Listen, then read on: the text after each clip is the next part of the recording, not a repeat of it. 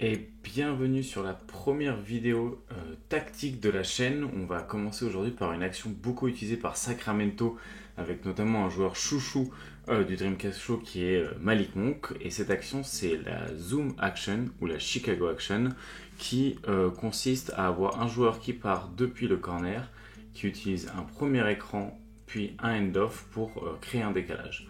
Et nom a beaucoup de synonymes. Et on peut retrouver aussi par exemple des Miami Action qui utilisent un écran et un end-off, mais d'une manière différente en partant du haut du terrain. Hey yo, what's up, Playboy? How come you wearing that suit, B? For real? It's 85 fucking degrees out here and you trying to be like Pat Riley. Man, look the part, lead the part, motherfucker. Cette première action pour comprendre un petit peu en quoi ça consiste. On va se la remettre un coup et on va regarder en réalité qu'il y a deux écrans. Un premier ici sous forme de pin down, donc un pin down c'est un écran pour un joueur qui part depuis le corner.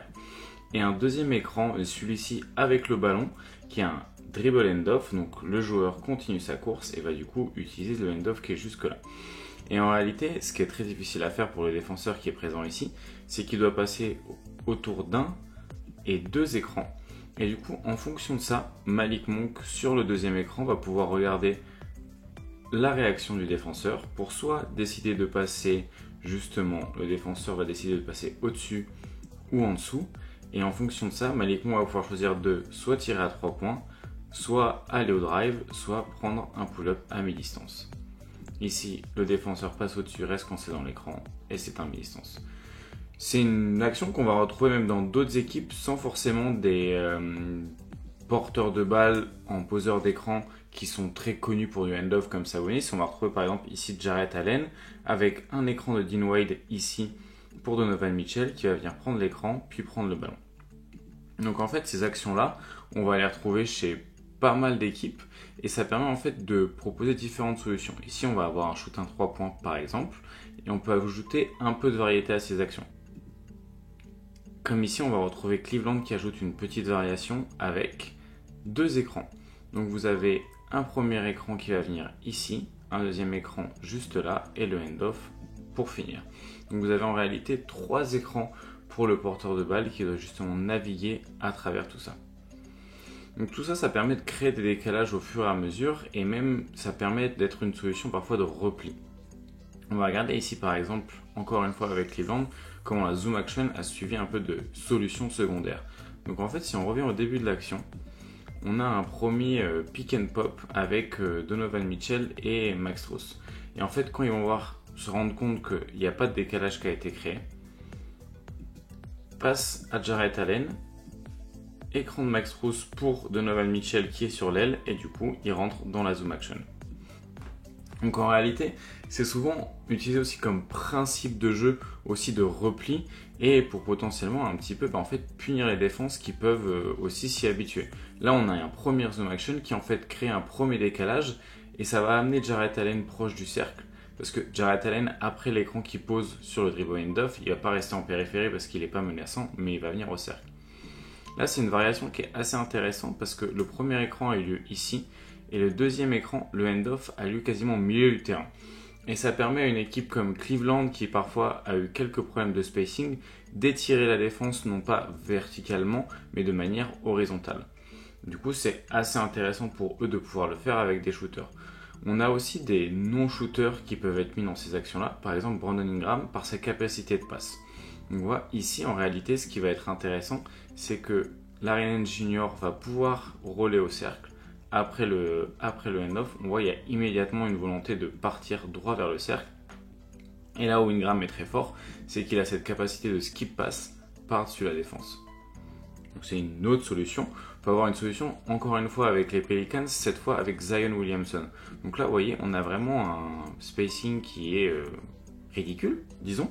Vous avez le premier écran qui vient là, le end-off qui arrive juste ici. Et ce qui va se passer, c'est que Jordan Hawkins, dans le dos de la Zoom Action, il va venir faire une sorte de Danny Green cut de l'autre côté du terrain pour en fait vider totalement cette zone-là et éviter qu'il y ait des protecteurs de cercle secondaires pour venir gêner Williamson qui va juste à prendre de vitesse sa match-up. Donc ça peut être très intéressant comme solution et le but en fait c'est d'arriver à piéger la défense ou en tout cas à la sortir un peu de ses habitudes. là ici avec un 3 points, et Jordan Akins n'a pas pris le deuxième écran. Donc on voit déjà un peu des variations pour prendre la défense de vitesse. Ici, ce qui va être intéressant, c'est qu'on a Delano Banton qui se prépare à ce que Trey Murphy prenne la coupe, vienne prendre l'écran et prenne aussi du coup le hand-off. Donc il est en top lock pour gêner justement sa course vers le ballon.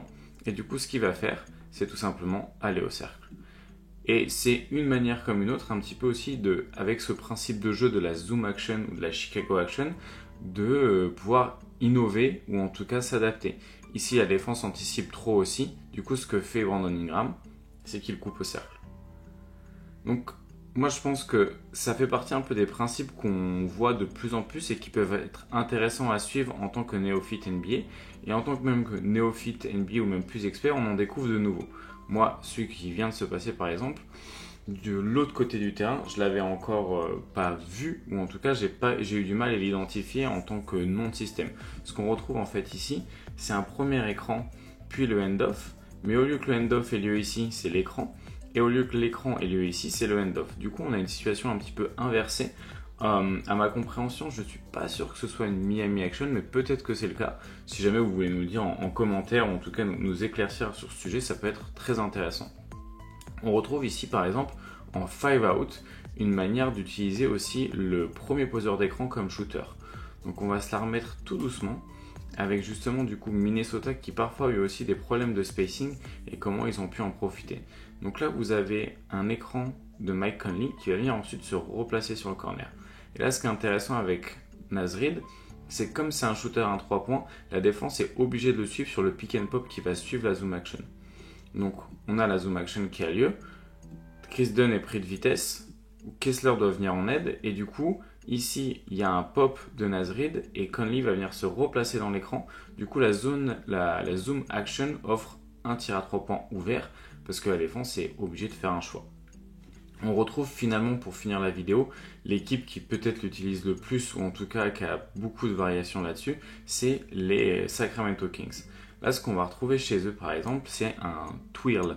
Un twirl, vous allez voir, c'est quand, au lieu d'aller au bout de l'action, au bout de la zoom action, qui serait de justement aller récupérer le ballon sur le hand-off jusque-là, il va y avoir du coup l'utilisation du premier écran, et au lieu d'aller chercher le ballon, il y a la défense qui est prise de vitesse. On voit que, par exemple, juste ici, c'est Brooks qui veut gêner la prise du ballon.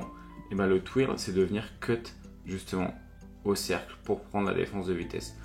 Mais encore une fois, c'est parce que c'est des principes de jeu un peu comme le horns qu'on verra peut-être dans une autre vidéo qui permettent un petit peu des twists et de prendre la défense de vitesse. Donc tout ça pour dire, et pour en revenir à Monk, c'est un moyen utile de pouvoir prendre la défense de vitesse et justement créer des décalages facilement. Donc voilà pour cette première vidéo tactique du Dreamcast Show. J'espère que ça vous a plu. Vous en retrouverez justement sûrement d'autres sur la chaîne. On a déjà prévu d'en faire d'autres. On va essayer d'en faire de manière régulièrement. Mais si vous avez des idées de systèmes ou de choses tactiques que vous voulez qu'on élabore ou qu'on travaille ou qu'on explique ou qu'on même nous on fasse nos recherches parce qu'on a encore beaucoup de choses à apprendre, n'hésitez pas à nous donner des sujets de vidéos dans les commentaires. Merci beaucoup et à la prochaine.